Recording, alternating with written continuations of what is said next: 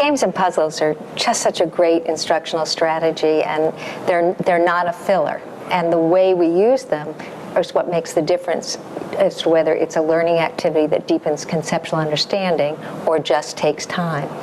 When students are playing games, they're noting patterns, they're making conjectures, they're drawing conclusions, they're doing just those things that deepen their learning.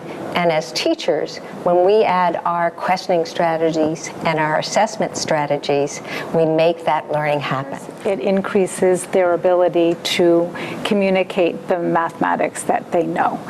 And as a teacher in a class, you are constantly looking for ways to increase that. And a simple shift in practice of partnering kids when they're playing against each other has made a tremendous difference in the amount of talk that is being exchanged in a classroom.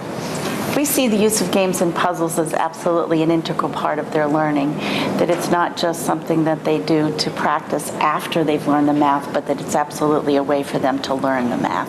Sure, I very much enjoy watching how my students decide how they're going to play a game together, or how they decide how they're going to choose who's going to work on what part of a puzzle, or will they work on the puzzle as a whole group.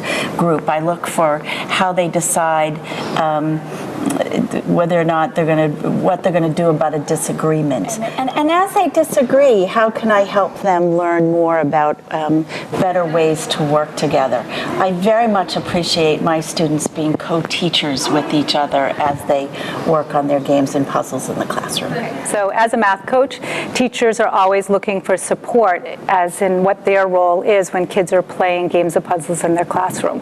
They're looking for opportunities to highlight vocabulary or to pinpoint specific strategies that they can highlight at the end of a debrief when the games have been played. They're also asking me as a coach, what kind of evidence should I be collecting to know that the students really understand the mathematical concepts that are being learned and retained when playing games? We can learn a lot from watching the strategies students use. How do they figure out what a good move is? Do they use their number sense to know whether an odd number is good there, or an even number, or a number in the thousands or in the hundreds?